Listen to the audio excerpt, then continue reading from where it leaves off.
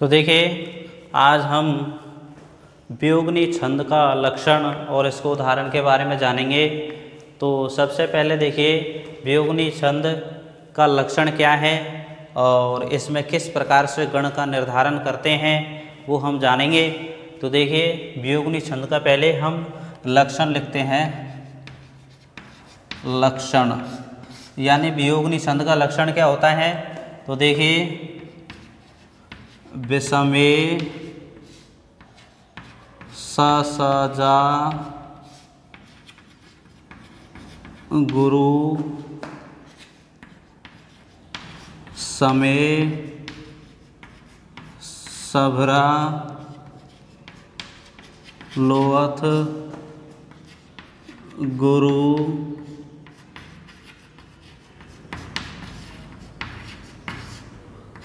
वियोगनी। तो देखिए इस प्रकार से इस छंद का लक्षण है। विषमे का मतलब होता है विषम चरण के अंतर्गत, अर्थात पहले चरण में और तीसरे चरण में सगण सगण और जगण ये होते हैं और एक गुरुवर्ण होता है और फिर समय माने समचरण के अंतर्गत। तो सबसे पहले तो हम देख लेते हैं कि भाई वियोगनी छंद है वो उसमें 4 चरण होते हैं। तो इसके पहले और तृतीय चरण में अर्थात विषम चरण में 10-10 वर्ण या अक्षर होते हैं और समचरणों में अर्थात दूसरे और चौथे चरण के अंतर्गत हमेशा 11-11 वर्ण होते हैं, यानी 10-11-10-11 के हिसाब से। यानी प्रथम और तृतीय अर्थात विषम चरणों में 10-10 अक्षर होते हैं और दूसरे और चौथे तथा सम चरणों में 11-11 वर्ण होते हैं। इस प्रकार से यह एक अर्धसमव्रत छंद भी कहलाता है। यानी हमने पहले समझा छंदों के प्रकारों में कि छंद कितने प्रकार के होते हैं। 2 प्रकार के, एक तो हो गया अपन का कौन सा वर्णिक छंद, दूसरा हो गया मात्रिक छंद। और मात्रिक छंद को तो हम क्या कहते थे जाति, और वर्णिक छंद को क्या कहते थे वृत्त। और वो वृत्त यानी कितने प्रकार के होते थे 3 प्रकार के। एक तो समव्रत यानी जिन छंदों के प्रत्येक चरणों में समान अक्षर होते हैं, जैसे इंद्र वज्रा 11-11 के हिसाब से होते हैं। फिर दूसरा होता है अर्धसमव्रत यानी जिसके समचरणों में समान वर्ण या अक्षर और जिसके विषम चरणों में समान अक्षर अर्थात समान वर्ण होते हैं। तो यही अपना वियोगनी छंद है जो इसका उदाहरण है। और इस वियोगनी छंद के अंतर्गत वही बताया गया है कि प्रत्येक यानी पहले और तो तीसरा चरण होता है, यानी पहला और तीसरा चरण यानी विषम चरणों में 10-10 अक्षर होते हैं और जो चौथा और दूसरा यानी जो सम चरण है यानी दूसरा और चौथा इसमें 11-11 अक्षर होते हैं। तो इसमें किस प्रकार के गण भी होते हैं तो वो देख लेते हैं। यानी जो पहला और तीसरा यानी विषम चरण है उसमें सगण सगण और जगण तथा एक गुरु। अब हो गया यानी एक गण 3 अक्षरों का हुआ और गुरु हुआ 1, तो 3 तियाक 9 और 1 10, यानी विषम चरणों में इसमें कितनी संख्या हो जाएंगी 10 अक्षर। फिर होता है समय, समय का मतलब समचरणों में अर्थात दूसरे और चौथे चरण के अंतर्गत सगण वगण और रगण, और एक लघु वर्ण होता है सगण वगण लगन सभरा लोअथ गुरु वियोगनी, यानी वही वियोगनी छंद कहलाता है। यानी उसके बाद में गुरु वर्ण होता है। लघु की जगह देखिए किसी भी छंद के अंत में जो लघु गुरु का जो होता है, तो जिसमें जो लघु होता है वो भी किस प्रकार का वर्ण हो जाता है गुरु वर्ण हो जाता है। तो देखिए वो इस सगन में किस प्रकार से हुआ, तो ये होता है अपन का 3 ये 3 ये 3, एक लघु और एक गुरु, तो कि 3 तियाक 9 और 1 10 और 1 11, यानी किस प्रकार से हो गए अपन के 11। यानी इनमें तो एक ही गुरु था और इसमें एक गुरु है और एक लघु है। तो इस प्रकार से अपन का ये जो छंद है यानी वियोगनी इसका ये लक्षण है। इसका अर्थ भी हम लिख देते हैं आपके सामने। देखिए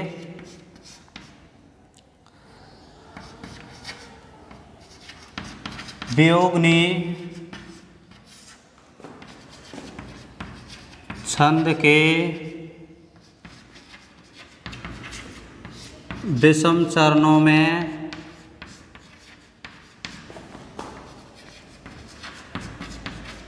अर्थात पहले और तीसरे चरण में क्या होता है? स सज गा, यानी सगण सगण जगण और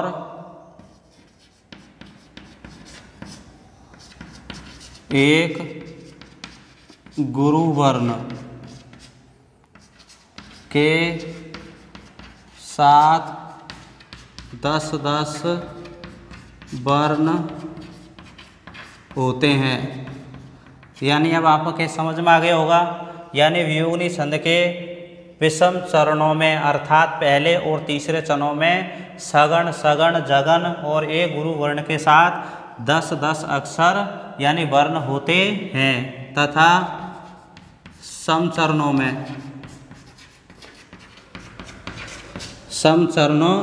में अर्थात सम चरण कौन कौन से होते हैं? दूसरे और चौथे चरण में क्या हो गए? चौथे चरण में सगण भगण और रगण, यानी सगण भगण रगण और लघु तथा गुरु वर्ण के साथ में 11-11 वर्ण को क्या कहते हैं? अक्षर होते हैं। इससे सुंदरी छंद, इसे सुंदरी छंद भी कहते हैं। तो देखिए इस प्रकार से अपन का ये कौन सा छंद हुआ? वियोगनी छंद हुआ। यानी जो वियोगनी छंद है इसके विषम यानी पहले और तीसरे चरणों में सगण सगण और जगन ये गुरु के हिसाब से 10-10 अक्षर होते हैं, और सम चरणों में दूसरे चरणों में सगण भगण रगण लघु गुरु के साथ में 11 वर्ण होते हैं। और इसका नाम दूसरा क्या है? सुंदरी छंद, यानी इसको सुंदरी छंद भी कहते हैं। अब इसको देखिए उदाहरण के माध्यम से समझते हैं किस प्रकार से इसका उदाहरण है। ये उदाहरण अपना अभिज्ञान शाकुंतलम का है। तो देखिए क्वे वयम क्वे परोक्ष मनमथो, दूसरा है मृगशावई,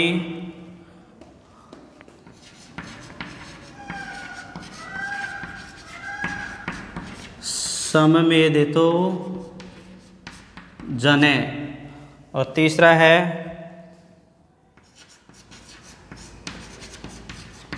परिहासय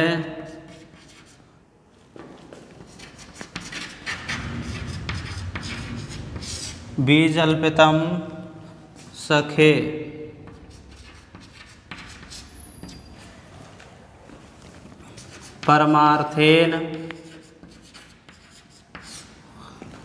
परमार्थेन ने गृह्यताम बचे। तो इस प्रकार से ये छंद का उदाहरण हुआ।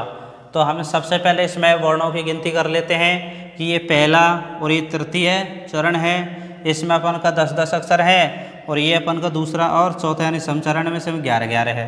तो देखिए 1 2 3 4 5 6 7 8 9 10, सही है। और 1 2 3 4 5 6 7 8 9 10 ले आधा है इसमें जुड़ा हुआ है ना। ये हो गए अपन के 10-10 अक्षर। फिर इसमें 11 है, कौन कौन से में? समचरणों में।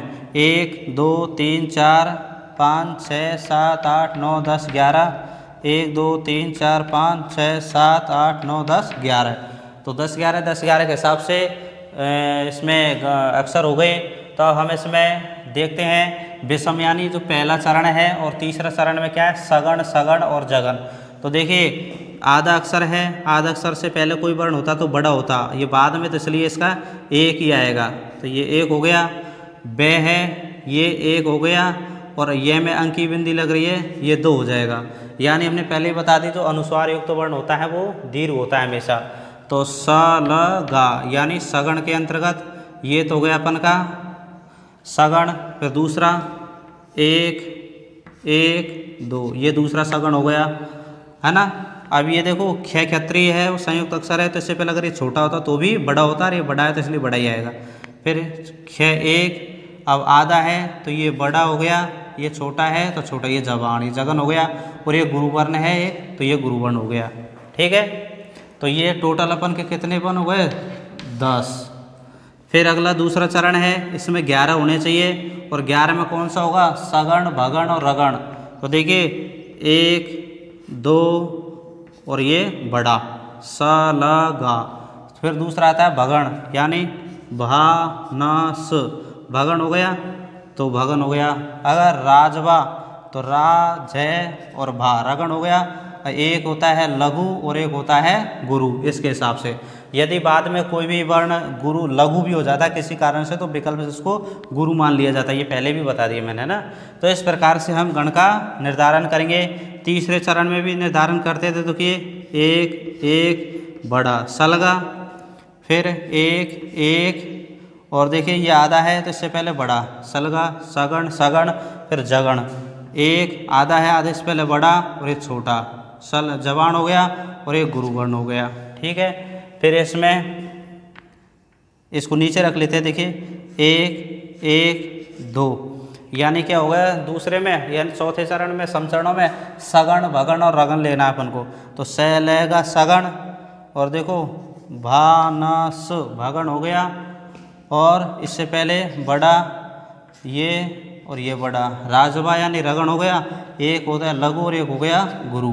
इस प्रकार से इसमें 11 वर्ण हो गए, इसमें 10 हो गए, इसमें 11, 10 11 10 11।